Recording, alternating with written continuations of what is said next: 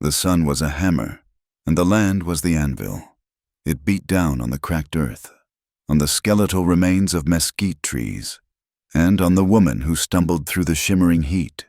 Her name was Clara, though she had not heard it spoken with kindness in so long it felt like a stranger's.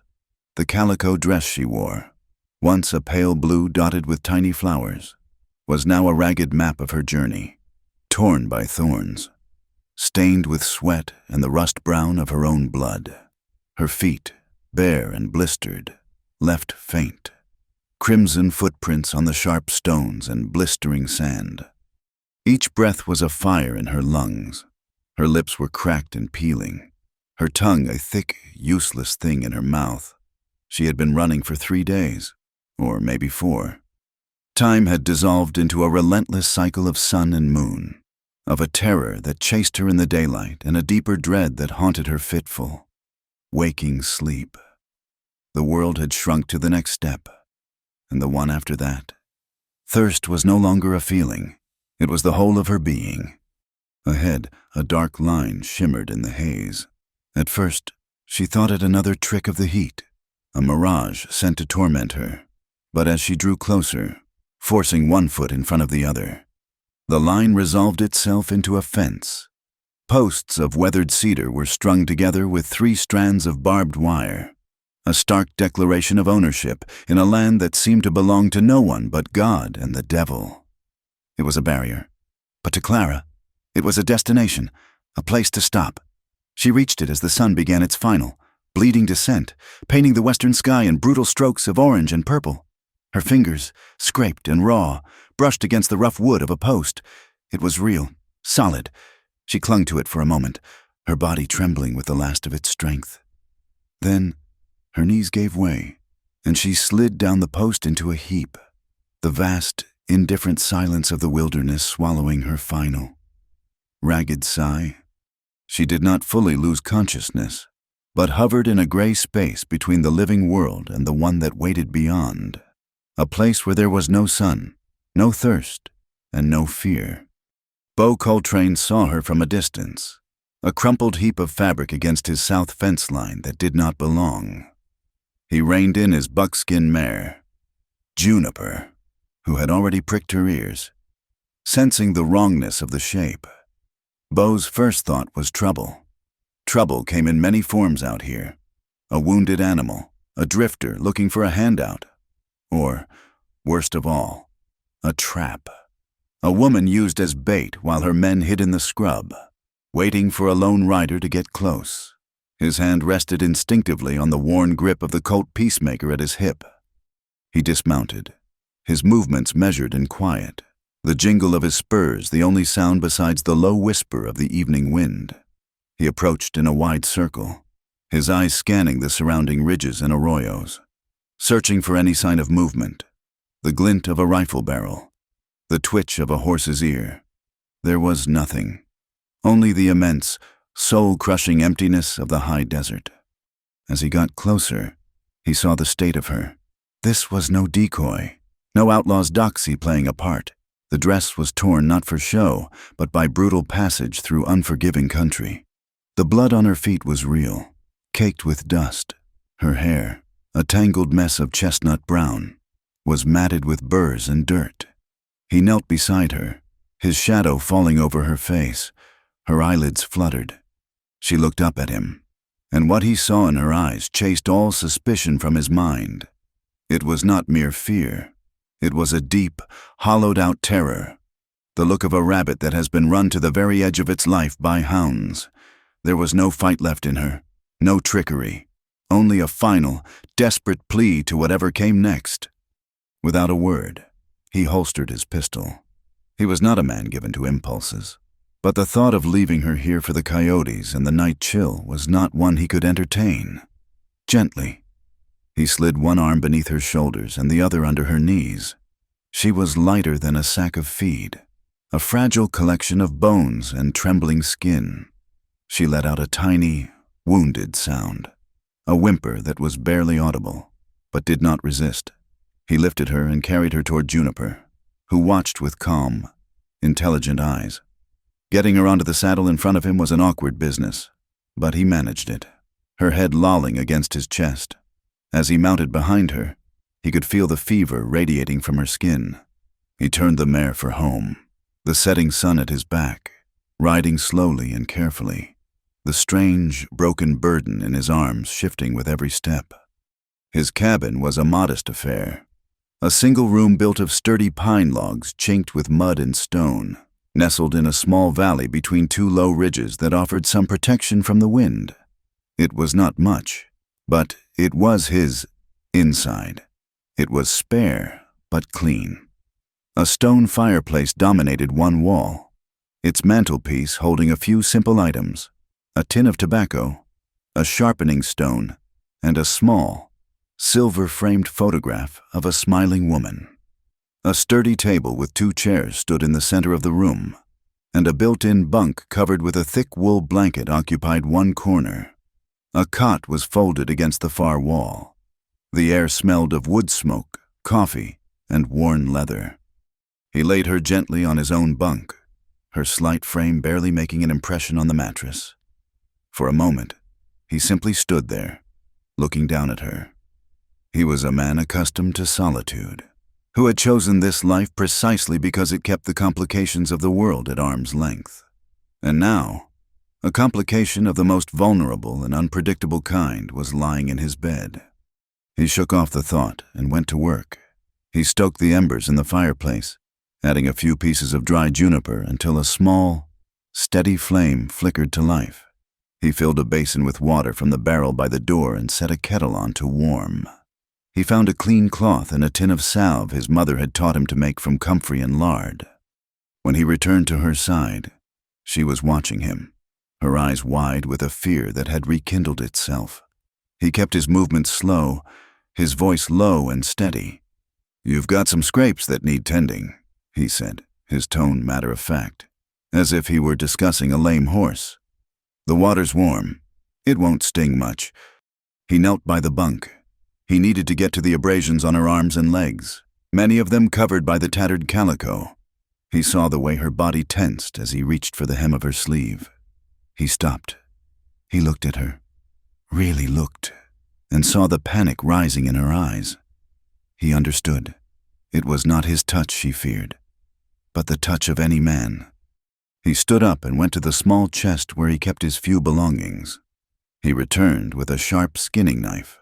Her eyes widened further, and a small gasp escaped her lips. He held the knife up, the blade pointing away from her, his hand open. "Just for the cloth," he said softly. "Easier than pulling it over the cuts." He knelt again, moving with a patience he did not know he possessed. He carefully took the frayed edge of her sleeve and, with precise, deliberate movements, began to cut the fabric away from a long, angry scratch on her forearm. He did not touch her skin. He worked slowly, exposing the wound without exposing her. He did the same at her shoulder, where the dress had been torn open, and along her calf, where a deep gouge oozed sluggishly. Each time, he cut away only what was necessary, the sound of the blade slicing through the thin cotton seeming unnaturally loud in the quiet cabin. He cleaned the wounds with the warm water and the clean cloth, his touch as light as he could make it, when he dabbed the cool, greasy salve onto a particularly nasty scrape on her shin. Her whole body flinched violently, a tremor that ran through her like a current. Instantly, he pulled his hand back as if he had been burned. He set the salve aside and sat back on his heels, putting a careful distance between them. He held his hands up where she could see them, empty and still. He waited for the trembling to subside, for the terror in her eyes to recede even a fraction. The fire crackled in the hearth. Outside, the world was sinking into a deep, star-dusted purple. He looked at her face, at the lines of pain and exhaustion etched around her eyes and mouth, and a feeling he had not allowed himself in years stirred in his chest. It was a fierce, protective ache. He cleared his throat, his voice rough with disuse. "You're safe here," he said, the words simple and unadorned. He paused, letting her absorb them. Then he added, with a quiet finality that was more promise than proposition, "You're safe if you want to stay." She did not answer. She did not seem capable of it. She just stared at him, her chest rising and falling in shallow, ragged breaths. He saw a single tear trace a clean path through the grime on her cheek. He accepted her silence. Pushing her for answers would be a cruelty, and he had seen enough of cruelty's handiwork on her skin. He stood up. "I've got some jerky," he offered, "and water." He brought her a tin cup filled from the barrel, holding it for her while she drank in weak, desperate gulps. He left a strip of dried venison on the small crate beside the bunk, though he doubted she had the strength to chew it. He unfolded the cot and set it up on the other side of the room, then took the straight-backed chair from the table and placed it squarely between her bunk and the cabin door. It was a strange, silent declaration. He was not locking her in. He was standing guard. He took his rifle from its pegs on the wall and leaned it against the chair, then sat down, his back to the door, and began to clean it with an oiled rag. The familiar, methodical movements a comfort in the charged silence. He did not speak again, and neither did she. Eventually, her exhausted breathing evened out, and she fell into a deep, troubled sleep. Sometime in the dead of night, the world outside erupted. The wind, which had been a whisper, rose to a mournful howl, then to a furious shriek. It threw handfuls of sand and grit against the cabin's lone window pane. A dust storm, sudden and violent, had descended from the plains. The cabin groaned under the assault, and fine dust began to seep through the cracks around the door and the window frame, coating everything in a fine, brown powder. Clara was thrown from her sleep by the storm's fury, but it was an internal tempest that had truly woken her. She sat bolt upright on the bunk, her heart hammering against her ribs. A scream caught in her throat. The dream had come again. The smell of whiskey and stale sweat, the weight of a heavy body. A booming voice twisting scripture into something vile and possessive. "The woman is the property of the man," it thundered in her memory. The words slurred and menacing. "And you, little bird, are mine." She gasped for air, the phantom weight crushing her chest. Her eyes darted around the dark, unfamiliar room, the howling wind outside mirroring the chaos in her mind. Then, through the gloom, she saw him. The fire had burned down to a bed of glowing orange coals, casting a faint, warm light on his silhouette. Beau was still in the chair, fast asleep, his head tilted back against the rough logs of the wall. His rifle lay across his lap. He was sleeping upright, a sentinel between her and the door, between her and the whole violent world that had pursued her. The sight broke through her panic. He had not taken the bed. He had not approached her in the dark. He was simply there, a quiet, unmovable presence. The memory of the forged marriage papers flashed in her mind. The crude, official-looking document the Reverend Ishmael Cain had purchased from a drunken clerk in a dusty border town. It was the chain he had used to bind her, a piece of paper that gave him the right, in the eyes of the law and his own twisted faith, to do as he pleased. She had run from that chain, from the man who held it, and had collapsed at the edge of another man's world. As she watched Beau sleep, the rhythmic rise and fall of his chest steady and slow, something inside her began to shift. It was a feeling so foreign she could not at first name it. The men she had known were creatures of appetite and force. Her uncle, who had sold her for the price of his gambling debts. The Reverend Cain, who saw her as a vessel for his sins, to be used and discarded. Even the strangers in towns, whose eyes were filled with a casual, predatory hunger. They were all takers. This man was different. He had carried her. He had tended her wounds with a detached gentleness, respecting her fear, preserving what little dignity she had left. He had not questioned her, had not demanded her name or her story. He had offered her safety, a word she had not dared to believe in. Now, he slept in a chair to guard her rest. A tremor went through her, but this time it was not from fear. It was something else entirely. A deep, shuddering release, as if a dam of ice that had been frozen around her heart for years had just shown its first tiny crack. She pulled the rough wool blanket up to her chin. The scent of him, of leather, wood smoke, and clean earth, clinging to it. The storm raged on outside, but within the four walls of the small cabin, for the first time in a very long time, Clara felt the faintest, most fragile stirring of peace.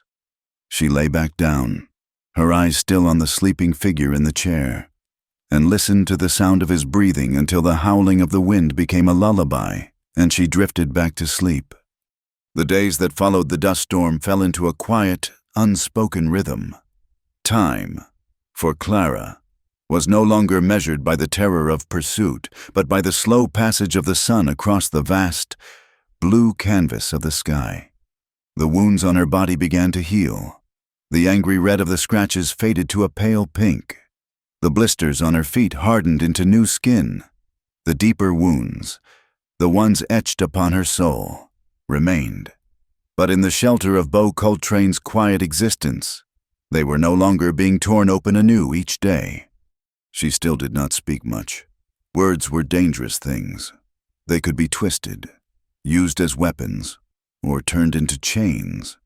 Silence had been her only armor for so long that she had forgotten how to lay it down. But her hands, restless and needing purpose, began to find work.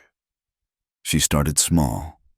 One morning, while Beau was out checking the northern fence line, she took the worn broom from the corner and swept the cabin floor. Her movements stiff and uncertain at first, then more fluid. She gathered the fine layer of dust the storm had left behind and cast it out the door, a small act of reclamation. When he returned and saw the clean-swept floor, he said nothing. He simply nodded, a flicker of something unreadable in his gray eyes, and she felt a warmth spread through her chest that had nothing to do with the fire. She began to do more. She fetched water from the deep, stone-lined well near the cabin, the pull of the rope on her palms a satisfying ache. She learned the quirks of the old wood stove, feeding it sticks of juniper and mesquite until it glowed with a steady heat. She found a small sewing kit in a wooden box, its contents meager, a few needles, spools of dark thread, a lump of beeswax, and began to mend the tears in her own dress, her stitches small and neat. Then she moved on to his things, a shirt with a ripped cuff, a pair of canvas trousers with a seam coming undone. She worked while he was away, leaving the mended items folded on his bunk, a silent offering. Beau accepted her presence as he accepted the seasons, a fact of his life that had arrived unbidden but was now simply there. He was a man carved from the same silence she inhabited. He moved with a quiet economy, never a wasted word or motion. He would rise before the sun, make coffee on the stove, and leave a cup for her on the table before heading out for the day's work. He never pressed her for her story, never asked her name.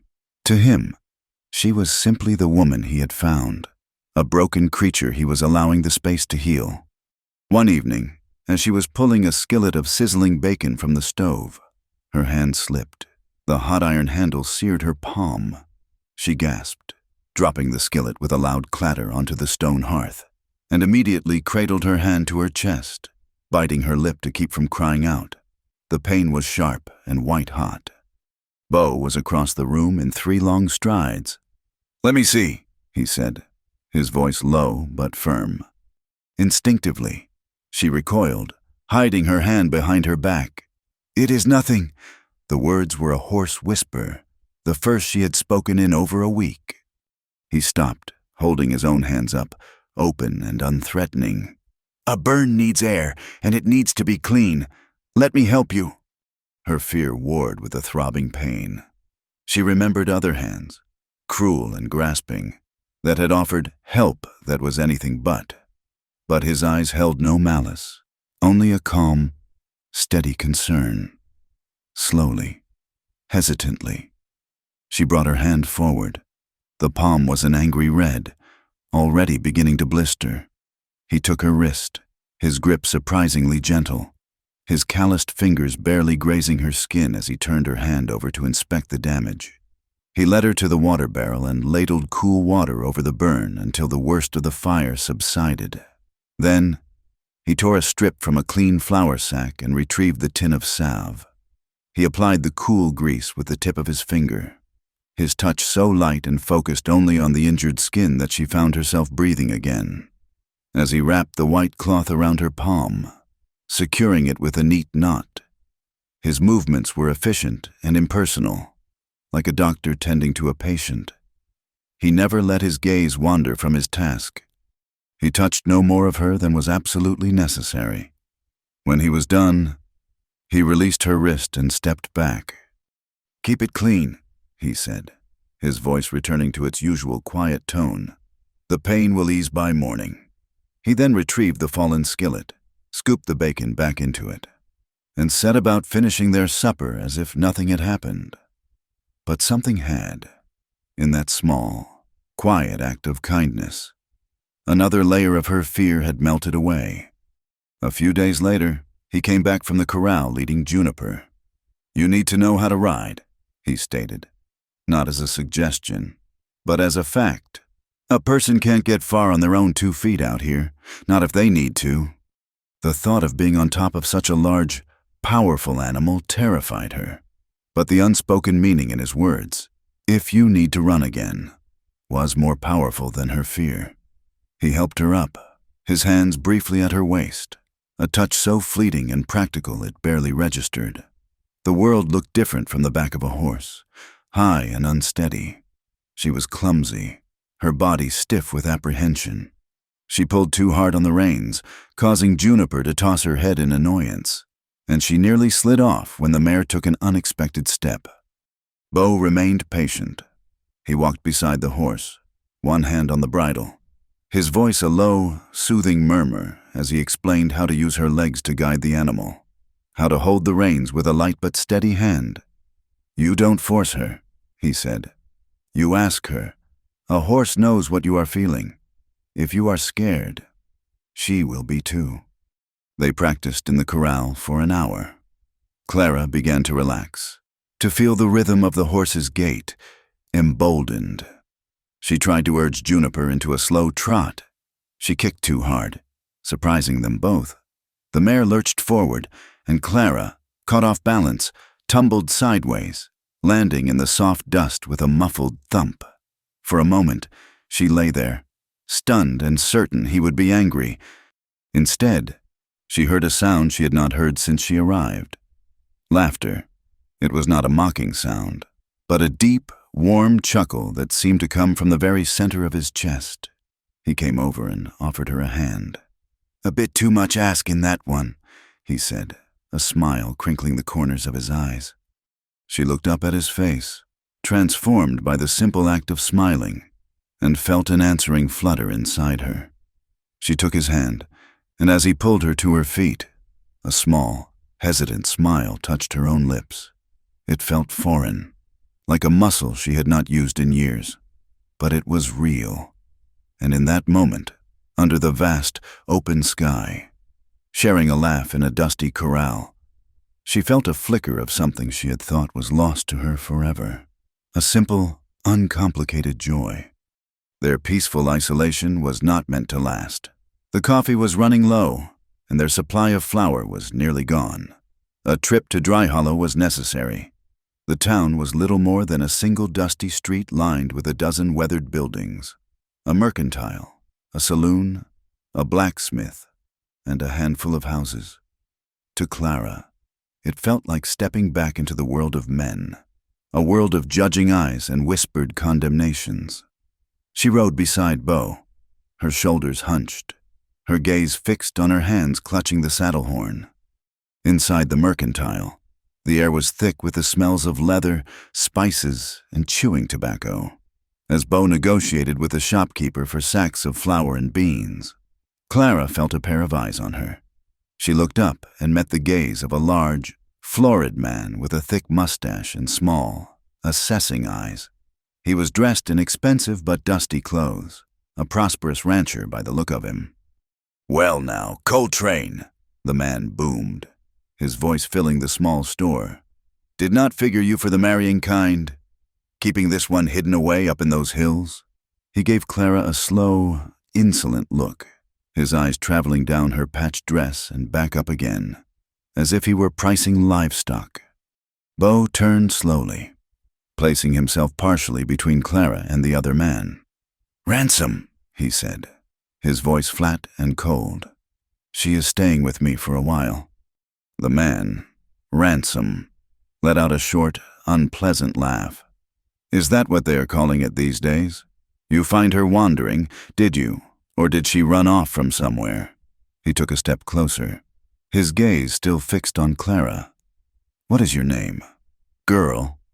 Clara froze, the words catching in her throat. She could feel the familiar coil of fear tightening in her stomach. "She does not need to answer to you," Beau said, his voice dropping to a low, dangerous pitch. He paid the shopkeeper, gathered their supplies, and touched Clara's elbow. "Let's go." As they left, she could feel Beau Ransom's eyes boring into her back. The seed of trouble had been planted. On the ride home, the easy silence between them was replaced by a tense one. The sanctuary of the ranch had been breached. The whispers started soon after. When Beau rode into Dry Hollow alone the following week, he felt the change. Men at the saloon stopped talking when he entered.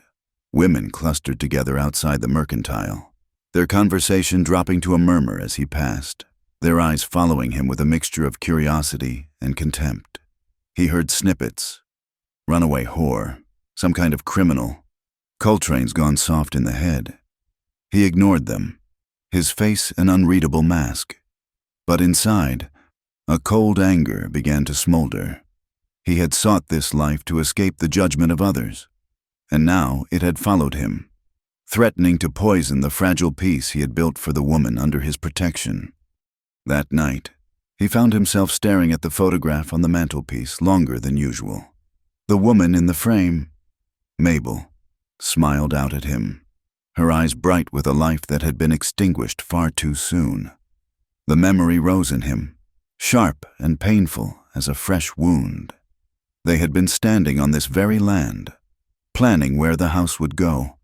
A proper house, not just his bachelor cabin. He remembered the smell of sagebrush after a rain, the way her laughter had echoed in the valley.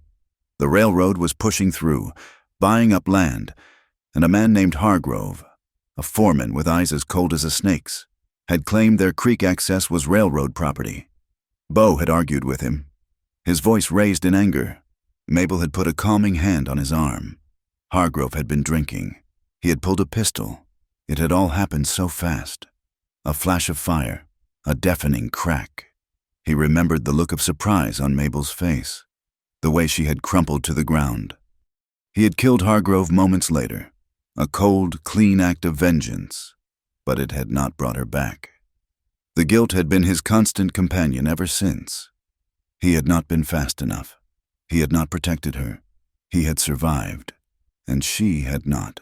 He had sworn he would never let anyone he cared for come to harm again. And now, the world was circling another woman under his roof, its teeth bared.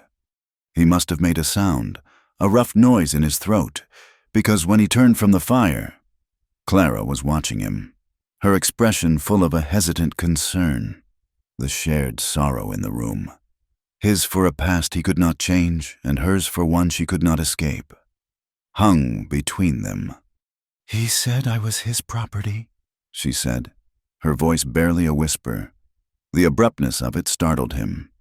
She took a deep breath, and the story she had held captive for so long finally broke free. She told him of her uncle, a man with a fondness for cards and whiskey, who had sold her to settle a debt. She told him of the Reverend Ishmael Cain, a traveling preacher with a Bible in one hand and a bottle in the other, who had waved a piece of paper in her face and called her his wife. She spoke of the beatings, disguised as righteous punishment, and the nights of shame, cloaked in the language of Scripture. As she spoke, she fumbled in a small pocket hidden in the seam of her dress and pulled out a tattered, folded document. She unfolded it with trembling hands. It was a marriage certificate, the names written in a crude, looping script, the seal of a distant county stamped at the bottom. "He said this made it right," she whispered, her eyes filled with a self-loathing that cut Bo to the quick. "He said it made me his before God and the law." Bo looked from her haunted face to the ugly piece of paper that represented her bondage. A silent, white-hot fury rose in him, an anger more intense than any he had felt since the day Mabel died. It was an anger on behalf of this broken woman, an anger at a world that allowed such things to happen. He took the certificate from her unresisting fingers. His hand was steady, but his knuckles were white. "Stay here," he said, his voice tight. "Lock the door behind me." Without another word, he turned and walked out into the cold, moonlit night. Clara watched from the window as he saddled Juniper with grim, efficient movements. He rode out not east toward Dry Hollow, but west, toward the livery and stable on the far edge of town, a place that would be all but deserted at this hour. He did not want an audience for this. This was a private war. He reached the livery, its large form a dark silhouette against the starry sky. He dismounted, took a lantern from a hook just inside the door, and lit the wick. In the flickering yellow light, he unfolded the certificate one last time. He stared at the names, Ishmael Kane and Clara Mae Thompson. He committed the preacher's name to memory. Then, he held the corner of the paper to the lantern's flame. It caught, curling and blackening. The flame crept across the page, consuming the lies, the signatures, the official seal. He held it until the heat licked at his fingertips, then dropped the last burning scrap to the dirt floor. He watched until it was nothing but a fragile piece of black ash. Then, he ground the ash into the dust with the heel of his boot, obliterating the last physical trace of her subjugation. When he returned to the cabin, the moon was high. He saw her face, pale and anxious, in the window. He entered and quietly barred the door behind him. He looked at her, standing small and frightened in the center of the room. "It is done," he said softly. She understood immediately. He had not confronted a man, or fought a battle with fists or guns. He had destroyed a symbol. He had burned her chains. Her face crumpled, and a sob, raw and ragged, tore from her throat. The tears she had held back for years finally came, a flood of grief, shame, and overwhelming relief. They streamed down her face, washing away the dust and the pain. She sank onto the edge of the cot, her body shaking with the force of her weeping. Through her tears, she whispered the words, a declaration to the quiet cabin and to the man who stood watching over her. "I am nobody's anymore." Bo stood for a long moment, letting her cry, letting the poison of her past drain away. When her sobs began to subside, he spoke, his voice gentle but filled with an unshakable conviction, delivering a truth she was only just beginning to understand. "You have always been your own." The burning of the paper had been a turning point, a cauterizing of a festering wound. In the weeks that followed, a new kind of quiet settled in the small cabin, one that was not born of fear or uncertainty, but of a slow, budding companionship. Clara began to inhabit her own skin again. The haunted, hunted look in her eyes was gradually replaced by a watchful calm. She still moved with a certain delicacy, as if the world might shatter if she stepped too hard. But there was a growing confidence in her stride. Their life together took on the comfortable shape of a shared existence. Mornings began not with silence, but with the quiet ritual of coffee. Bo would grind the beans while she stoked the fire, and they would sit at the small table, sipping the hot, bitter liquid as the sun first touched the tops of the pine ridges. She stitched his shirts with a practiced hand, and he, in turn, began to teach her the skills of the land, the tools of survival. He showed her how to properly saddle Juniper, how to cinch the leather tight and check the stirrups, explaining that a well-saddled horse was the difference between a safe ride and a broken neck. She listened intently, her small hands learning the feel of the thick straps and cold metal buckles. One afternoon, he brought out his Colt Peacemaker, He laid the heavy, blue-black pistol on the table, its weight seeming to suck the air from the room. Clara stared at it, her face pale. A gun was an instrument of terror, a tool of violent men. "You do not have to like it," Beau said, his voice even. "But you need to respect it, and you need to know how to use it. Out here, there is not always someone to protect you. Sometimes, you have to be the one." His words struck a chord deep within her. "You have always been your own." This was what he meant. He was not just offering her shelter. He was offering her strength. He took her out to a clearing behind the cabin and set up a row of empty tin cans on a log. The first time he fired the pistol, the explosion was a physical blow, a deafening crack that echoed off the ridges and made her flinch violently. But he was patient. He showed her how to stand, how to hold the heavy weapon with both hands to steady it, how to line up the sights. He stood behind her, his presence a warm, solid wall at her back, his hands guiding hers, his touch respectful and brief. "Squeeze the trigger. Do not pull it," he murmured, his voice close to her ear. "Easy, now." Her first few shots went wide, kicking up dust far from the targets. She was frustrated, ready to give up, but he simply reloaded the pistol and handed it back to her. "Again," he said. She took a deep breath, remembered his words, and squeezed. The gun bucked in her hands, and this time, a clear, satisfying ping rang through the air as one of the tin cans flew off the log. A startled laugh escaped her lips, a sound of pure, unadulterated triumph. Beau's rare smile touched his own mouth. He did not praise her with empty words. He simply nodded, a look of approval in his eyes that made her feel more capable than she ever had in her life. The invisible string of tension between them tightened with each passing day. It was a connection woven from shared glances over the rim of a coffee cup, from the comfortable silence of working side by side, from a mutual respect that ran deeper than words. It was a restrained, careful thing, built on a foundation of care, not the grasping hunger of possession she had always known.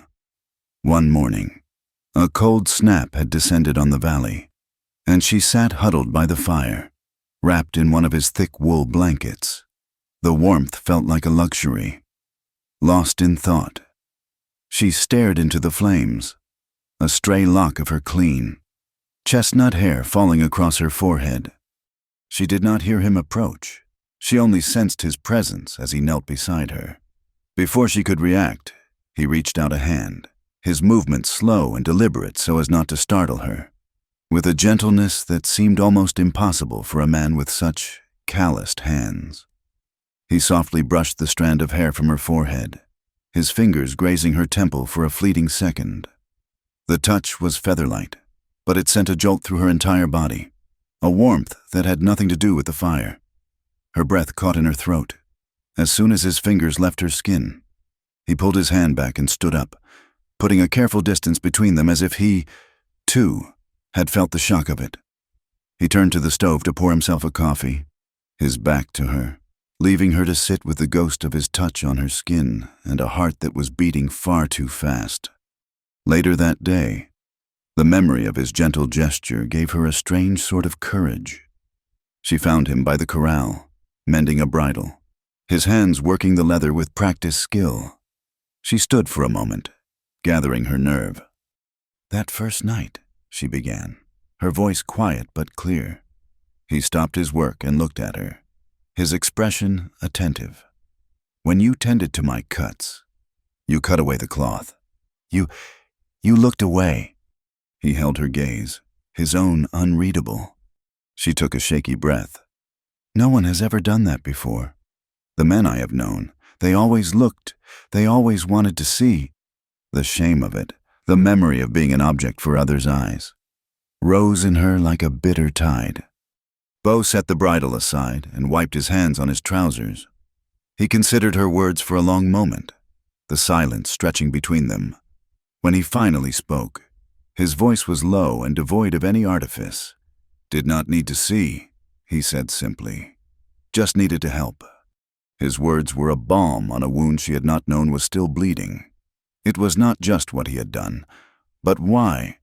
His decency was so plain, so fundamental to his nature, that he did not even see it as a virtue. It was simply who he was. In that moment, her trust in him solidified, hardening from a fragile hope into something solid and unshakable. That night, the sky was a black velvet blanket strewn with 1,000,000 glittering diamonds of ice. The air was so cold it stung the lungs, but the clarity of it was breathtaking. They stood outside the cabin, their breath pluming in the frigid air, staring up at the celestial display. A sense of peace, profound and immense, settled over Clara. Here, in this vast, wild place, with this quiet, steadfast man beside her, the ugliness of her past seemed 1,000 miles away. Overwhelmed by a wave of emotion, gratitude, affection, a feeling too new and terrifying to name, she turned to him. The starlight softened the hard lines of his face, illuminating the quiet sorrow that always seemed to linger in his eyes. On pure impulse, she rose up on her toes, closing the small space between them, her face tilting up toward his. She closed her eyes, her heart pounding a frantic rhythm against her ribs, and waited. She felt him go utterly still. She could feel the heat radiating from his body, could smell the scent of pine smoke and cold night air that clung to him.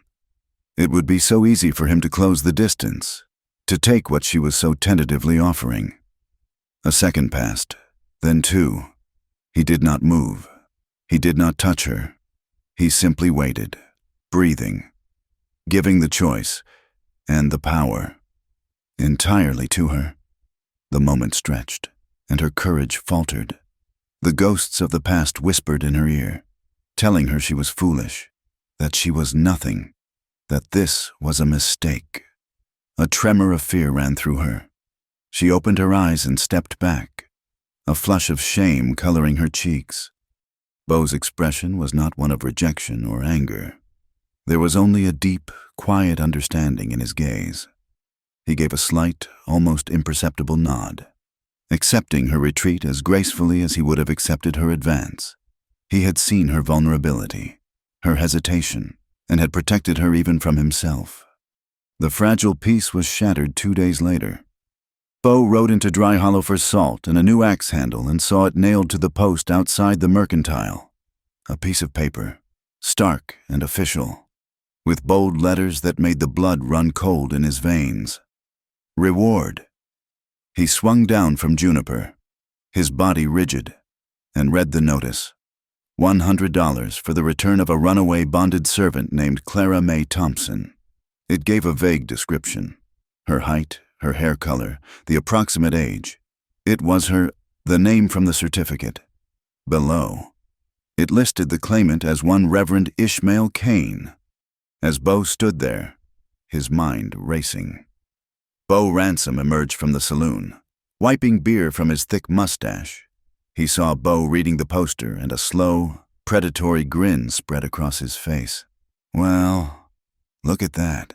Coltrane," Ransom said, his voice laced with triumph. "Seems your little stray has a name and a price. $100 is a fair bit of money for a piece of property like that." He swaggered over to the post, tore one of the notices from the wood, and folded it carefully, tucking it into his coat pocket. "A man has a civic duty to see property returned to its rightful owner." He winked, a greasy, unpleasant gesture, before heading toward the livery stable. Beau watched him go, a cold, hard knot tightening in his stomach. He saw Ransom speaking with 2 hard-faced men who often worked for him, loafers who would do anything for the price of a bottle. He knew, with absolute certainty, what was coming. He bought nothing. He mounted Juniper and rode back to the ranch at a gallop, the dust rising in a plume behind him. Clara was outside, scattering feed for the few chickens he kept. When he rode into the clearing, she saw his face and the bucket fell from her hand, the grain spilling into the dirt. He dismounted before the horse had even come to a full stop. "There is a bounty poster in town," he said, his voice grim, wasting no time on soft words. "For you, under the name Thompson." All the color drained from her face, the new confidence, the tentative peace, All of it vanished as if it had never been. In an instant, she was once again the terrified, hunted creature he had found collapsed by his fence. Her eyes darted toward the hills, the instinct to flee a powerful, physical force. "I knew it," she whispered, her voice trembling uncontrollably. "I knew I would bring trouble to you. I am poison, Bo, everything I touch." Her words broke off in a sob. "I have to go. I can pack nothing. I will just run. They will not find me." She started toward the cabin, her movements frantic, her mind already plotting a desperate escape back into the wilderness that had nearly killed her once before. Bo moved to stand in front of her, blocking her path. He looked down at her, his face set like granite. "No." "You do not understand," she cried, her voice rising with panic. "He will come for me. Men will come. They will hurt you to get to me." "Let them come," he said, his voice a low, steady rumble that cut through her fear. He looked past her, toward the dusty track that led from town. His eyes narrowed. He was no longer just a quiet man offering shelter. He was a guardian at the gate, a man making a final, irrevocable stand. "If they come," he said, his gaze unwavering, "they will have to go through me." The words struck her with the force of a physical blow. They were the most terrifying and the most beautiful words she had ever heard, that he would place himself between her and the horrors of her past, that he would face danger for her sake. It was a concept so foreign, so profound. It shattered her.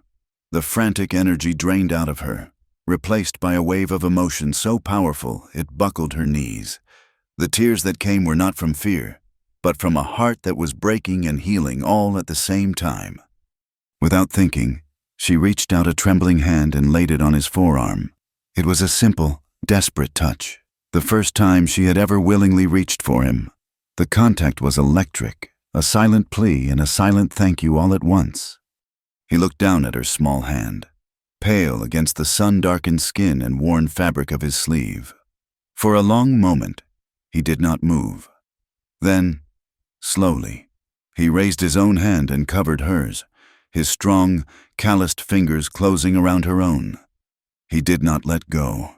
It was a promise, solid and real, a silent vow that whatever was coming, she would not face it alone. They did not have to wait long.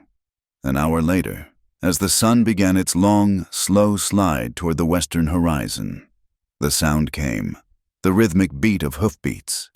Too many for a lone rider, grew steadily from the direction of the town.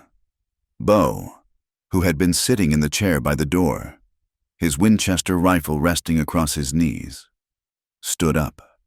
He glanced at Clara, who was huddled by the hearth, her face a pale, taut mask of fear. "Stay away from the window," he said, his voice calm and low, "and do not open the door, for any reason." She nodded, her throat too tight for words. He moved to the door, took his hat from the peg, and settled it on his head. He drew a deep breath, his shoulders settling, and then he stepped outside, pulling the heavy plank door shut behind him. He did not bar it. He was the bar. 3 riders came into the clearing. Bo Ransom was in the lead, a smug, proprietary look on his face. The 2 men with him were the same hard-faced drifters Bo had seen him with in town. They were the kind of men who worked for whiskey and the chance to feel powerful at another's expense. They reined in their horses a respectful distance from the cabin, their eyes flicking from Bo to the rifle he held loosely in the crook of his arm. "Coltrane," Ransom called out, his voice oily with false congeniality. "No need for the iron. We are here on official business, just returning property to its rightful owner." He patted the pocket of his coat where he had placed the bounty poster. Bo did not raise the rifle. He simply stood there, a solid, unmovable object between them and the cabin. "She is not property," he said, his voice flat and carrying in the still afternoon air. "And you are not welcome on this land. Turn around and ride out." Ransom's smile tightened. "Now, hold on. There is a legal notice, posted by the sheriff himself. $100 reward. That girl in there belongs to a man of the cloth, a Reverend Kane. She is a runaway, and the law says she is to be returned. We are just civic-minded citizens helping to enforce that law." "The only law on this piece of land is me," Bo replied, his voice dropping an octave. "And I am telling you to leave." One of Ransom's men shifted in his saddle, his hand drifting toward the pistol at his hip. Bo's eyes flicked to him, and the man's hand froze. The silence was thick and heavy, broken only by the stamp of a restless horse and the buzz of a fly. "You are making a mistake, Coltrane," Ransom snarled, his friendly facade evaporating. "You are harboring a fugitive. That is a crime. We have the right to claim that bounty." "You have the right to get yourself shot," Bo countered, his tone still dangerously level. "You will leave, or you will be carried out. It makes no difference to me." The standoff stretched, a taut wire of violence waiting to snap. Ransom's face was flushed with anger and humiliation. He was a man used to getting his way through bluster and intimidation, and Bo's quiet, unyielding resistance was infuriating him. Just as Ransom seemed about to give an order, a fourth rider appeared on the track from town. It was Sheriff Miller, a weary-looking man with a drooping mustache and the permanently harried expression of someone trying to keep a lid on a pot that was always threatening to boil over. He rode into the clearing and took in the scene at a glance. Ransom and his men, tense and angry. Bo, standing like a statue with a rifle in his arms. The sheriff sighed, a long, gusty sound of profound irritation. "Ransom, what in blazes are you doing out here?" he demanded, his voice tired. "Our civic duty, Sheriff," Ransom said, puffing out his chest. "We are here to collect the bonded servant, Clara Mae Thompson, as per the notice you posted. Coltrane here is obstructing justice." The sheriff looked at Bo. "Bo, you know the law. If there is a legal claim on her—" "I know that this man is a vulture," Bo cut in, his eyes never leaving Ransom. "And I know that she is under my protection. That is all the law I need." Sheriff Miller rubbed a hand over his face. He was a man who prized peace above all else, even justice. A shootout at the Coltrane place was a complication he did not want. He looked from Ransom's greedy face to Bo's intractable one. "Bo, I cannot have men getting shot over this. Ransom, you do not have a warrant. A bounty poster gives you a claim, but it does not give you the right to start a war on a man's property." He paused, looking for a path of least resistance. "This is complicated. A matter for a judge. Maybe not for guns." "She is in that cabin," Ransom insisted, pointing a thick finger. "We can take her now and be done with it."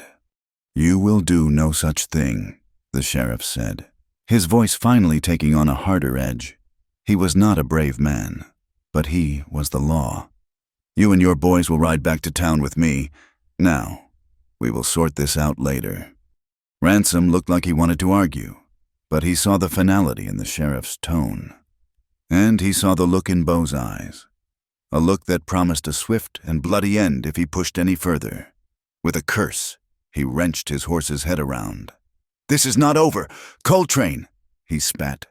"The law's on my side!" He and his men galloped away, leaving a cloud of dust and impotent rage in their wake. Sheriff Miller lingered for a moment. "Bo, you are inviting a whole world of trouble here. Be smart about this." He did not wait for an answer, simply turning his horse and trotting after the others, leaving Bo and Clara in a silence that was now filled with dread. When Bo entered the cabin, he found her exactly where he had left her, a small, broken figure by the cold hearth. The strength that had held her together had shattered. All the progress, all the healing of the past weeks, had been undone in a single afternoon. "I told you," she whispered, her voice a dead, hollow thing. "I told you I was poison." She looked up at him, her eyes vast pools of despair. "Trouble does not just follow me. Bo, I am the trouble. I have brought it to your door. That man, Ransom, he will not stop, and the sheriff, he will not help." She stood up, her body trembling. "I have to leave. It is the only way to keep you safe." He watched her, his own heart aching with a feeling of helpless fury. He saw her spirit, the fragile, flickering flame he had so carefully nurtured, guttering and about to go out. He knew that simple words of comfort would not be enough. He had to give her something more, a piece of himself. "My fiancée, Mabel," he began, his voice rough. It was the first time he had spoken her name to Clara. "She was killed on this land, right out there." He gestured vaguely toward the valley. "It was a dispute over a creek with a railroad man. I got angry. I shouted. He pulled a gun." He paused, the memory of physical weight in his chest. "I survived. She did not, for years. That was all I was. The man who lived when she died. The trouble found me, too, and it stayed." Clara stared at him, her own misery momentarily forgotten in the face of his raw, undisguised pain. "You cannot run from it," he continued, his voice low and intense. "It will always find you. The only thing you can do is decide it will not own you. You take the part of you that hurts the most, and you put it in the ground. You bury it deep, and then you stand on that ground and you choose to live." He took a step closer to her, his gray eyes boring into hers. "You can bury your past to survive. Clara, I know you can." His confession, his shared story of survival, was a lifeline thrown to her in the darkness. It was a testament that a person could be broken and still go on, that scars did not have to be a death sentence. The raw emotion that had been choking her, the despair and the terror, coalesced into something else, something desperate and overwhelming. She looked at his face, at the sorrow etched there, a mirror to her own, and she did not see a savior or a protector. She saw a fellow survivor, and then they were moving toward each other, drawn by the invisible, powerful gravity of their shared pain. His hands came up to cup her face, his thumbs gently stroking her tear-stained cheeks. She leaned into his touch, her eyes fluttering shut. Their first kiss was not a gentle exploration. It was slow, tentative, and utterly desperate. It was the taste of salt from her tears and the faint bitterness of his coffee. It was a raw, aching acknowledgement of all the hurt they had both endured, a silent promise that they would no longer have to endure it alone. It was a kiss that did not seek to possess, but to anchor. When they finally broke apart, they were both trembling. Clara looked up at him, her heart a wild, frantic thing in her chest. A new fear, more potent than any she had felt before, surfaced, the fear of being wanted, and the certainty that she was not worthy of it. "You will want someone whole," she whispered, the words a painful admission of her own brokenness. Bo looked down at her, his expression tender and fierce. He shook his head slowly, a definitive, final negation of her words. "I want you," he said, his voice thick with an emotion he had kept buried for years. That night, a new understanding passed between them. She took his bed, and he did not protest. He took his place in the chair by the fire, his rifle leaning against the wall. But there was no distance between them. The space was filled with the lingering electricity of their kiss, with the profound intimacy of their shared confessions. She lay under his blankets, wrapped in his scent, and watched him as the firelight played over the planes of his face. She felt a sense of safety so profound it was almost painful. It was not the safety of locked doors or a man with a gun. It was the safety of being seen, truly seen, in all her brokenness, and not being turned away. It was a surrender to trust, and for Clara, it was the most intimate act of her life. In the quiet hours before dawn, she woke. Bo was asleep in the chair, his breathing deep and even. A restless energy moved through her, and she slipped out of the bunk. She moved quietly around the small cabin, her bare feet silent on the wooden floor. Her eyes fell on a small, leather-bound journal on the mantelpiece, tucked behind the photograph of Mabel. She knew she should not, but she was drawn to it, needing to understand the man who had so thoroughly upended her world. She opened it carefully. Tucked inside was a letter, the paper yellowed and the ink slightly faded. It was not addressed, but she knew who it was for. To the family of Mabel Vance, it began.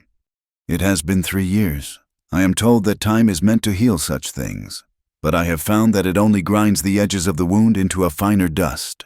I live on the land we chose together. Every stone, every tree, is a memory of her.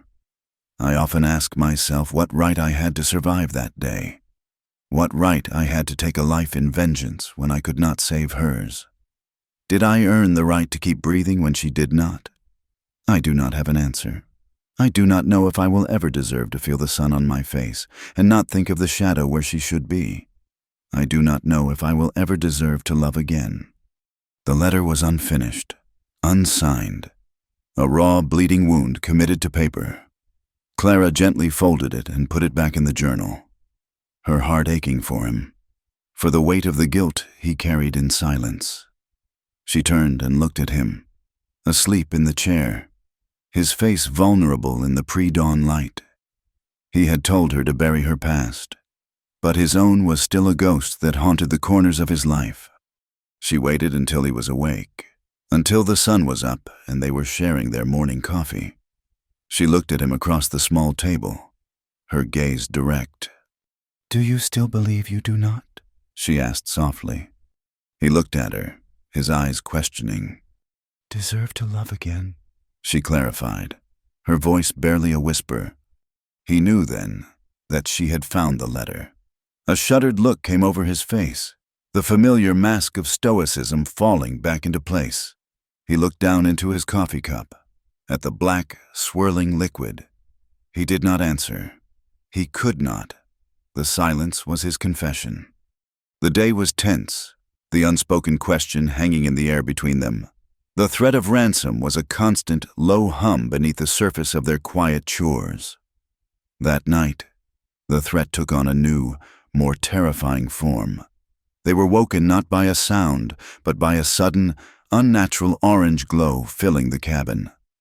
Beau was on his feet in an instant, grabbing his rifle. He looked out the window and cursed, a single harsh word. "Shh." "The barn," he said, his voice grim. Flames were licking up the side of the small outer barn where he kept his hay and sheltered the horses in the worst of winter. They ran outside into the cold night air, the heat of the fire a blast on their faces. The dry wood and hay were catching fast, the fire roaring with a hungry, malevolent sound. "The horses!" Clara cried. Juniper and Beau's pack mule were inside, their terrified whinnies audible over the crackle of the flames. "Stay back!" Beau yelled, pulling the bandana from around his neck and tying it over his face. He plunged into the thick, acrid smoke that billowed from the barn door. Clara stood frozen for a moment, her heart seized with terror. Then, she grabbed the water bucket from the well and began throwing useless splashes of water at the base of the flames. Beau emerged moments later, choking and coughing, leading the panicked animals to safety. The barn was a lost cause. They could only stand and watch as the roof collapsed in a shower of sparks, sending a column of fire and smoke into the night sky. The heat was intense, the destruction absolute. Clara was coughing, her lungs burning from the smoke she had inhaled. Beau came to her, his face streaked with soot, his eyes filled with a cold, contained fury. He pulled her away from the burning structure, his arm around her shaking shoulders. "Are you hurt?" he asked, his voice rough with concern. She shook her head, still coughing, her eyes streaming from the smoke. He held her close, his body a solid, reassuring presence in the chaotic, flickering light of the fire. He held her until her coughing subsided, until her trembling began to ease. He looked down at her small form, tucked against his side, and then at the ruin of his barn. A clear and vicious message from ransom. He had brought this destruction upon himself by choosing to protect her, and he would choose it again. He held her tighter, his voice a low, fierce murmur against her hair, repeating the words that had become their creed, a promise that had been tested by violence and now sealed by fire. "You are safe," he said. "You are safe. if you want to stay." The dawn that followed the fire was gray and choked with the bitter smell of ash. The rising sun revealed the full extent of the destruction.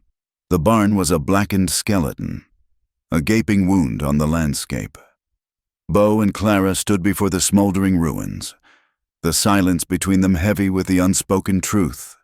Their sanctuary was no longer safe. The warning had been delivered in flame and smoke. "We cannot stay," Clara said, her voice flat, devoid of the panic from the day before. It was a statement of fact, a grim acceptance. Bo kicked at a charred timber, his jaw tight. He had built this place with his own hands, had poured his grief and his solitude into its very foundations. But it was just wood and stone. She was flesh and blood. "No," he agreed, his voice a low growl. "We cannot." He looked out toward the distant mountains, the direction of the setting sun. "The territory is big. We can find another valley, a place where names do not follow." The plan was simple and desperate. They would leave that night. Under the cover of darkness, they would take only what they could carry on the 2 horses and the pack mule. He had some money saved, enough to buy a new piece of land far from Dry Hollow and Bo Ransom's poison. They spent the day in a flurry of tense, quiet activity. Clara packed what little food they had, hardtack, jerky, a small bag of coffee, while Bo gathered his tools, his ropes, and a spare box of cartridges. He did not pack the photograph of Mabel. He left it on the mantelpiece, a final ghost to be left behind with all the others. Every sound, every rustle of the wind in the pines, made them start, their eyes scanning the track that led to town. They were nearly ready. The sun was low in the sky, casting long, mournful shadows across the valley. Bo was cinching the last of the packs onto the mule when the hoofbeats returned. This time, there was no warning. 4 riders crested the ridge and bore down on the cabin at a trot. It was a Ransom and his 2 hired thugs. But this time they were led by a stranger, a portly man with a shiny tin star pinned to his vest. Bo shoved Clara toward the cabin door. "Get inside! Bar it!" "It is too late," she whispered, her eyes wide with a terrible, final resignation. The men reined in, surrounding the cabin clearing. The man with the star dismounted, his movements slow and deliberate. He was not from Dry Hollow. Bo had never seen him before. "Are you Bo Coltrane?" the man asked, his voice carrying an official, bored tone. "I am," Bo said, stepping forward, his rifle held at his side, his body a shield in front of the door. "I am Deputy Reeves, from Weston County," the man announced. "I have a sworn warrant here for the arrest of a runaway bonded servant, Clara May Thompson." He produced a folded document from his coat. It was not a simple bounty poster. This paper was filled with dense, legal-looking script and bore an official-looking seal. Signed by a judge, authorized by the woman's legal guardian and husband, the Reverend Ishmael Kane. "According to this, you are interfering with the legal recovery of property." "These papers are a lie," Bo said, his voice a low, dangerous growl. "That may be," Deputy Reeves said with a shrug. "But the paper is legal. My job is to enforce the warrant, not to question it. I am taking the woman back to Dry Hollow, where she will be held until the circuit judge can hear the matter." Ransom smiled, a cruel, triumphant expression. "It is over. Coltrane, you cannot fight the law." Bo's knuckles were white on the stock of his rifle. He could kill all 4 of them. The thought was a flash of red heat in his mind. He could do it, but he would be a dead man or an outlaw for the rest of his life, and Clara would be caught in the crossfire. He saw the calculation in the deputy's eyes. The man was counting on him to be sensible, before he could make a move that would doom them both. The cabin door opened. Clara stepped out into the dying light. Her face was pale, but her expression was strangely calm. She had made a decision. She would not be the cause of his death. "Do not," she said, her voice clear and steady, directed at Bo. "Please, do not." She then turned her gaze to the deputy. I am Clara Thompson. I will go with you. Clara, no, Bo said, taking a step toward her. One of Ransom's men drew his pistol, leveling it at Bo's chest. Stay right there. Coltrane. Deputy Reeves nodded, satisfied. A wise decision, girl. He pulled a pair of iron manacles from his belt. The sight of the chains broke through Bo's control. He lunged forward with a roar of pure fury, the rifle coming up, but the deputy was ready. He brought the barrel of his own pistol down in a hard, vicious arc, striking Bo on the side of the head. The world exploded in a flash of white pain and then went dark for a moment. He staggered, dropping to one knee, the rifle clattering to the ground. Ransom's men were on him in an instant, pinning his arms behind his back, their rough hands twisting and pulling, through a haze of pain. Bo watched as Deputy Reeves fastened the manacles around Clara's slender wrists. She did not fight. She did not cry out. She stood with a silent, heartbreaking dignity, her eyes fixed on Bo's face, a look of profound sorrow in their depths. They pulled her toward a spare horse, forcing her to mount. Bo struggled against the men holding him, his muscles straining, a wild, guttural sound of rage and helplessness tearing from his throat. It was no use. He could only watch as they led her away, a small, shackled figure swallowed up by the encroaching twilight. The jail in Dry Hollow was a single, squalid cell at the back of the sheriff's office. It had a dirt floor, a narrow cot with a filthy blanket, and one small, barred window set high in the wall. This was where they put her. The heavy door clanged shut, the key turned in the lock, and she was alone. The cold iron of the manacles still on her wrists, the smell of stale sweat, cheap whiskey, and despair filled the small space. It was the smell of her past, a past that had finally caught her and dragged her back into its cage. Sheriff Miller came and removed the manacles, his movements clumsy, his eyes refusing to meet hers. The circuit judge is due in town in 2 days, he said, his voice gruff with discomfort. He will hear your case then.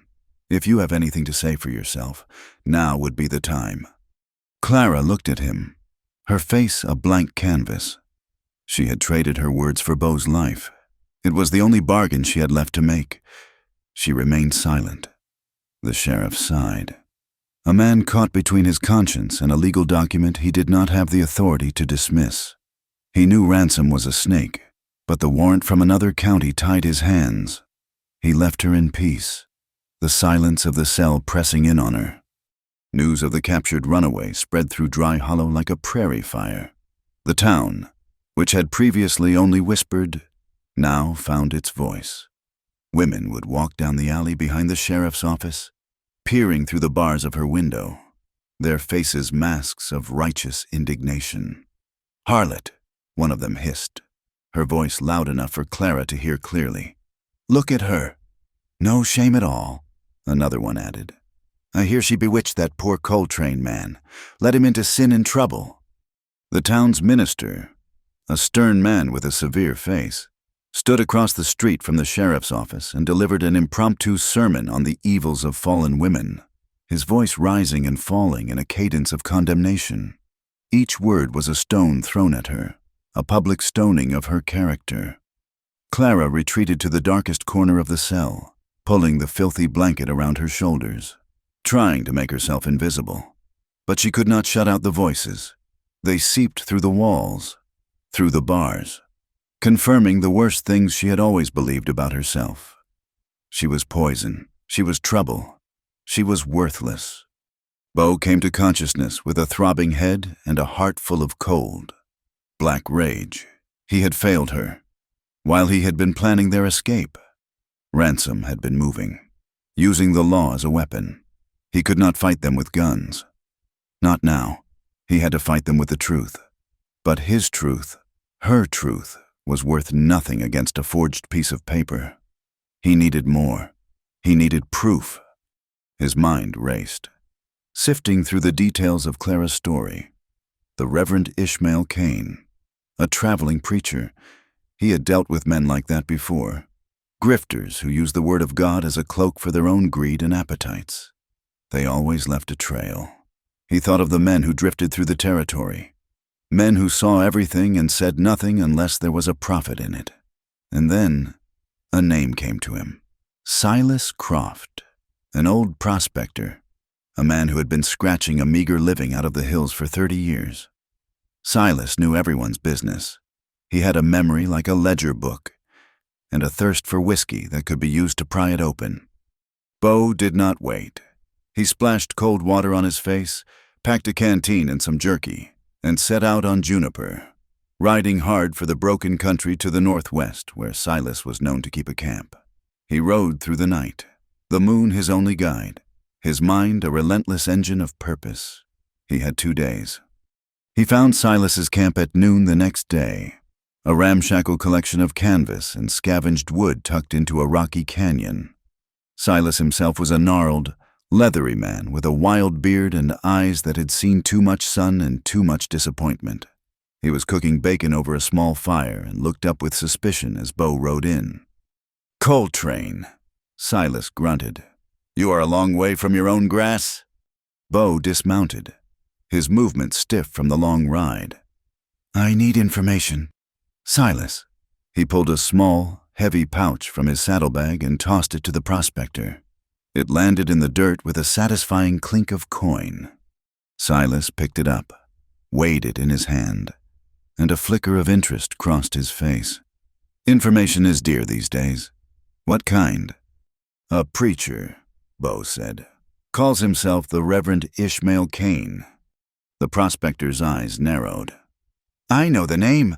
A snake who wraps himself in the flag of the Lord." "What is your business with him?" "He filed a claim on a woman I know," Bo said, keeping his voice steady. "A bonded servant claim, with marriage papers." Silas spat a stream of tobacco juice into the fire. "That is his trade. Finds young girls, runaways, orphans with no one to speak for them. He gets a local clerk drunk, forges some papers, and they are his legal-like. Saw him do it a few years back, down near the border. Had a girl with him then, barely 15, eyes like a frightened doe. Poor thing." A flicker of something that might have been regret crossed the old man's face. "I need you to testify to that," Bo said. "In front of the circuit judge, in Dry Hollow. Tomorrow." Silas laughed, a harsh, grating sound. "Testify? Son, I make it my business to stay out of towns and away from judges. That money you gave me will buy me a month's worth of peace and quiet. It will not buy my testimony." Bo's hope began to curdle into desperation. "Silas, this woman, she will be sent back to him. You know what that means." The old prospector looked away, his gaze fixed on the distant, heat-shimmered mountains. He knew, but he had survived this long by not getting involved. Bo played his last card. "The girl you saw, the one with the frightened eyes, what was her name?" Silas was silent for a long time. "Mary," he finally said, his voice a low rasp. "Her name was Mary." He looked at Bo, and for the first time, the cynical mask slipped. "He is a bad man, Coltrane, a blight on God's green earth." "Then help me stop him," Bo urged. "This one time, help me." The hearing was held in the back room of the saloon, the only space in Dry Hollow large enough to accommodate the crowd that had gathered. It was a stuffy, oppressive room that smelled of stale beer and unwashed bodies. Clara was led in, her face pale, her hands bound in front of her. She refused to look at the jeering, whispering faces. Bo Ransom sat at a table near the front, looking smug and victorious. The circuit judge, a formidable man named Hemlock with a stern face and weary eyes, sat at a makeshift bench. The proceedings were swift. Deputy Reeves presented the warrant. Ransom presented the sworn affidavit from the Reverend Cain. It all seemed depressingly final. Judge Hemlock looked at Clara. "Young woman, the law is quite clear on these matters. Do you have anything to say in your own defense?" Clara opened her mouth, but no sound came out. She looked at the hostile faces surrounding her and saw no hope. She shook her head. A barely perceptible movement. "Very well," the judge said, his voice heavy. "In the absence of any contradictory evidence, I have no choice but to uphold the warrant." The saloon doors burst open with a crash, flooding the dim room with bright, afternoon sunlight. Two figures stood silhouetted in the doorway, covered in the dust of a hard ride. It was Bo and Silas Croft. "Your Honor," Bo said, his voice ringing with authority as he strode into the room. "I have contradictory evidence and a witness." A murmur ran through the crowd. Ransom shot to his feet, his face turning a blotchy red. "Objection! This is a sham!" "Sit down, Mr. Ransom." Judge Hemlock boomed, his eyes suddenly sharp and alert. "I will hear what this man has to say. Let the witness approach." Silas shuffled forward, looking deeply uncomfortable in the crowded room. But when he spoke, his voice was surprisingly strong. He told the judge about the Reverend Cain's methods. He described the phony marriage scams, the way Cain targeted young, vulnerable girls with no family to protect them. He gave names and places, a litany of Cain's abuses that stretched back years. He told them about Mary. His testimony was a damning indictment, painting a picture not of a wronged husband, but of a methodical predator. When he was finished, the room was silent. Judge Hemlock stared at Silas for a long moment, then turned his gaze to Ransom, his eyes cold as steel. "Mr. Ransom, you have brought a fraudulent claim before this court, and you have wasted my time. The warrant is dismissed. The bounty is nullified. The woman is free to go." He banged his gavel on the table with a crack of finality. Then he looked at Clara, his expression softening slightly. "Miss Thompson," he said, his voice quieter now, "you are free, but I warn you, a town's memory is a long one. Be careful." Sheriff Miller quickly unlocked Clara's bonds. Bo was at her side in an instant, his hand finding hers.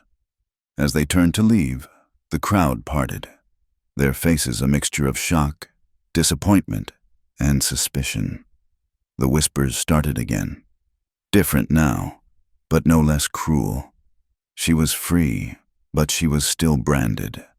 She held Bo's hand tightly, her body trembling, the weight of their judgment pressing down on her. They walked out of the saloon and into the clean, open air. They did not stop until they were at the edge of town, by the horses Bo had left tied there. The adrenaline of the hearing faded, leaving Clara feeling raw and exposed, her spirit scoured by the public humiliation. She stopped and looked up at Bo, her eyes filled with a new, more painful doubt. She was free, but she was damaged goods, a scandal, a woman with a past that would always cling to her like a shadow. "Will you still want me?" she asked, her voice a fragile, trembling whisper. Bo did not hesitate. He reached up and gently brushed a stray piece of hair from her cheek. He leaned down and pressed a soft, lingering kiss to her temple, a gesture of profound tenderness and absolute certainty. "I never stopped," he said. The ride back to the ranch was a journey through a landscape of ghosts. The elation of Clara's freedom was a fragile, flickering candle flame, easily extinguished by the cold wind of what was to come. With every mile that passed, the grim reality of their situation settled heavier upon them. They were free, but they were also outcasts. Bo had lost a barn, and she had been branded a harlot in the public square. The whispers would follow them, a constant, rustling reminder of the town's judgment. Bo rode in a stoic silence, his face a hard mask that betrayed nothing of the thoughts moving behind his eyes. But Clara could feel the tension in him, in the set of his shoulders and the tight grip he kept on the reins. She, in turn, felt hollowed out, scoured clean by the humiliation and the fear.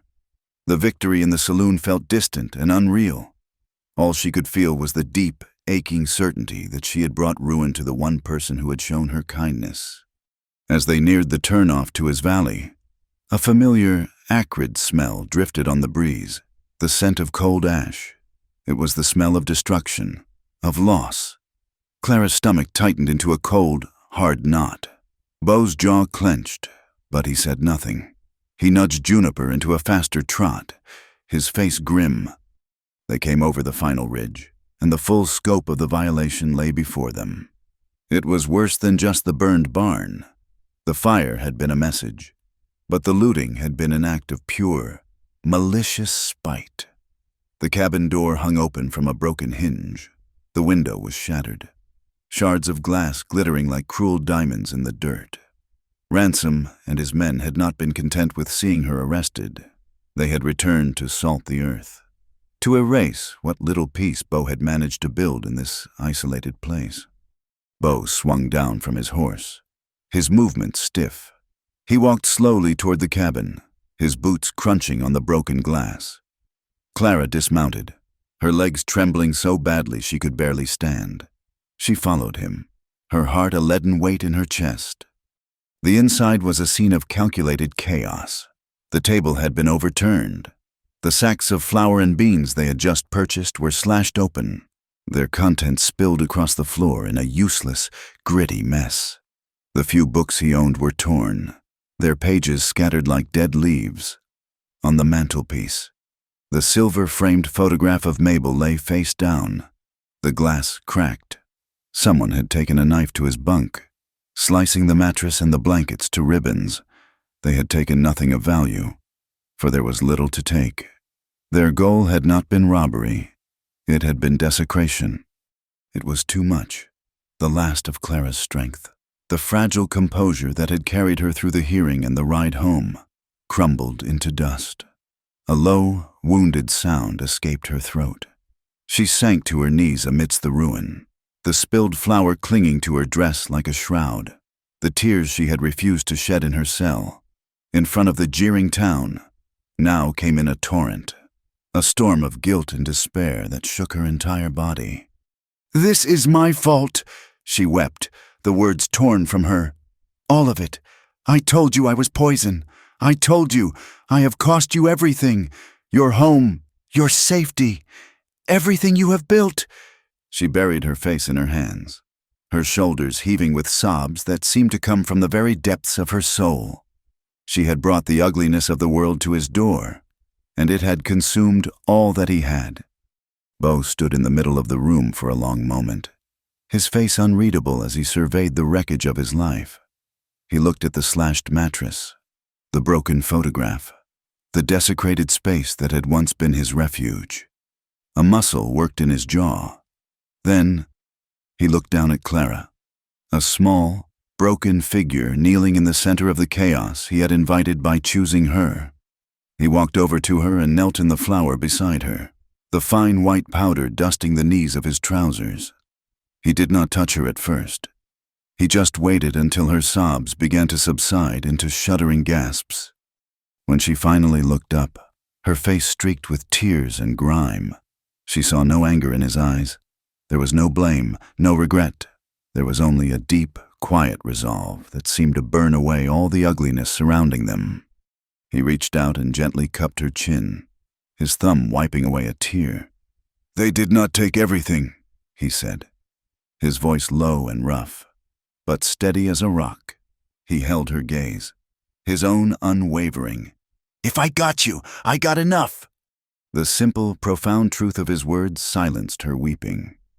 He was not a man of flowery speeches or easy comforts. He spoke in the plain, unvarnished language of his heart. And what he was saying was that she was not his liability. She was his asset. She was not the thing he had lost everything for. She was the only thing worth keeping. He stood up, pulling her gently to her feet. He looked around the room one more time, not with despair, but with the practical eye of a man who knows the nature of work. "We can build it again," he said, his tone matter of fact. He walked over to the overturned table and, with a grunt of effort, heaved it back onto its legs. The simple, constructive act was a declaration of war against the destruction. He then picked up the broom from the corner where it had been tossed and handed it to her. "We can start now." And so they began. The weeks that followed were a testament to the quiet power of shared labor. They worked from sunup to sundown, their movements falling into a seamless rhythm. He chopped new timbers from the pine forest on the ridge, the steady thud of his axe, a heartbeat of defiance. He taught her how to mix mud and straw for chinking, and she worked alongside him, her hands becoming calloused and strong. They rebuilt the burned section of the cabin, making it stronger and tighter than before. They mended the furniture, patched the roof, and replaced the broken window pane with a piece of oiled canvas until they could get new glass. As they worked, the land around them began to heal. The harsh scent of ash was washed away by the autumn rains and replaced by the clean, sharp smell of pine and damp earth. New green shoots of grass began to poke through the blackened ground where the barn had stood. And as the land healed, so did Clara. The work was hard, but it was honest. It left no room for the ghosts of the past. Her fear, which had been a constant companion, began to recede, replaced by a sense of purpose. Her hands, which had once only known how to be delicate or to tremble, now knew the satisfying heft of a hammer, the texture of wood, the strength they possessed. The silence between them changed as well. It was no longer a space to be filled with unspoken anxieties, but a comfortable quiet. The easy companionship of two people who understood each other without the need for constant words. They shared meals at the righted table, their bodies tired and sore, a sense of profound peace settling over them in the evenings. The rebuilt cabin, a testament to their shared will, felt more like a home than the original ever had. As the harvest season approached, a notice was posted in the Mercantile about the annual town gathering. It was a day of feasting, dancing, and community, a celebration of the year's hard work. Clara saw the notice when she rode into town with Bo for supplies. The thought of facing the townspeople, of enduring their stares and whispers, made her stomach clench. That night, she brought it up. "We do not have to go," she said, her voice small. Bo looked at her across the firelight, his expression serious. "We cannot hide in this valley forever. Clara, running is what they want. Facing them, that is how you show them they did not win." She knew he was right. They had rebuilt the cabin. Now it was time to rebuild their lives. On the day of the gathering, she took out the pale blue calico dress, the one she had arrived in, now washed and meticulously mended. It was a symbol of her journey, a testament to how far she had come. When she emerged from behind the privacy curtain they had hung, Bo was waiting for her. He stopped what he was doing and simply looked at her, a slow, quiet approval in his eyes that was worth more than 1,000 compliments. They rode into town together, not as a man and his ward, but as a couple. As they walked toward the large open space behind the church where the gathering was being held, a hush fell over the crowd. Every eye turned toward them. The whispers started immediately, a low, sibilant rustle that followed them like a shadow. Clara's first instinct was to shrink, to lower her head, but she felt Bo's hand find hers, his grip firm and steady. She lifted her chin and met the stares, her heart pounding but her resolve firm. They saw it all, the open hostility on the faces of some of the women, the sneer on Bo Ransom's face as he watched them from across the square. But they saw other things, too. Sheriff Miller caught Bo's eye and gave a slow, deliberate nod of respect. The shopkeeper, Mr. Abernathy, touched the brim of his hat as they passed. A few of the farmers, men whose judgment was based on hard work and character rather than gossip, looked at them with a new, grudging admiration. They had faced down Ransom, and they had rebuilt from ash. In the harsh arithmetic of the West, that counted for something. In the weeks that followed that day, the town's perception continued to shift, slowly but surely. Clara, seeing the worn and patched clothes on many of the children, offered to hold a sewing circle for the young girls of the town. At first, only a few mothers, the wives of the farmers who had nodded at Bo, allowed their daughters to attend, but Clara's quiet patience and gentle skill won them over. Soon, The back room of the mercantile was filled with the cheerful chatter of girls learning to stitch a straight seam, their mothers watching with a mixture of surprise and gratitude. Bo, in his own quiet way, did his part. When a struggling farmer's plow horse went lame just before planting season, Bo lent him one of his own, asking for nothing in return. He helped another man round up stray cattle that had wandered off in a storm. These were not grand gestures, but small, steady acts of neighborliness. They were the threads that wove a person into the fabric of a community. They were no longer just the reclusive man and the scandalous woman. They were becoming Bo and Clara, their names spoken now with less judgment and more familiarity. Winter arrived, and with it, the first snow. It began in the late afternoon, small, hesitant flakes drifting down from a sky the color of pewter. By evening, it was a thick, silent curtain, blanketing the valley in a pristine layer of white. The world outside was hushed and still. Inside the rebuilt cabin, a warm fire crackled in the hearth, casting a dancing golden light on the newly chinked log walls. Clara stood before the flames, watching the snow fall through the window, a feeling of deep, quiet contentment settling over her. This place was safe. This life was hers. She heard the door open and close softly. Bo entered, shaking the snow from his hat and coat. He set his hat aside and came to stand by the fire, the cold of the outdoors still clinging to him. They stood in a comfortable silence for a long time, watching the fire and the falling snow, the unfinished letter. The question of the ghost that stood between them had remained unspoken since the day she had read it. But now, in the safety of this new life they had built, she knew it was time. She turned to him, her heart beating a slow, steady rhythm. "Do you still see her?" she asked, her voice a soft murmur in the quiet room. "Mabel, when you look at me, do you still see her?" He did not answer immediately. He turned his head and looked at her, his gaze intense, searching her face as if seeing it for the first time. The firelight played in the depths of his gray eyes, revealing the years of sorrow and the new, fragile hope that had taken root there. He saw not the ghost of a lost love, but the reality of a found one. He saw the woman who had survived, who had fought, who had healed. He saw the strength in her eyes, the resilience in the set of her mouth, the quiet courage that had rebuilt his home and his heart. He crossed the small space between them and took both of her hands in his. His palms were rough and calloused from his work, but his touch was incredibly gentle. "No," he said, his voice low and certain, a vow spoken in the warm, flickering light. "I see you." He tightened his grip on her hands, a tangible anchor in the swirling world. "And I ain't letting go." A tear of pure, unadulterated joy slid down her cheek. He leaned in and brushed it away with a kiss. Then, he pulled her into his arms, holding her close against his chest. She wrapped her arms around him, burying her face in the rough wool of his shirt, breathing in the familiar scent of wood smoke and winter and him.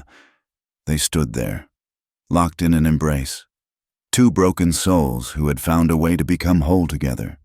Outside, the winter howled, a vast and lonely sound against the silence of the snow-covered wilderness. But inside the small, sturdy cabin, it was warm, it was safe, it was home, for as long as they wanted to stay. Thank you for listening to our story. Please comment with where you are listening from to connect with others. And do not forget to subscribe to the From Wild West channel and share your thoughts in English.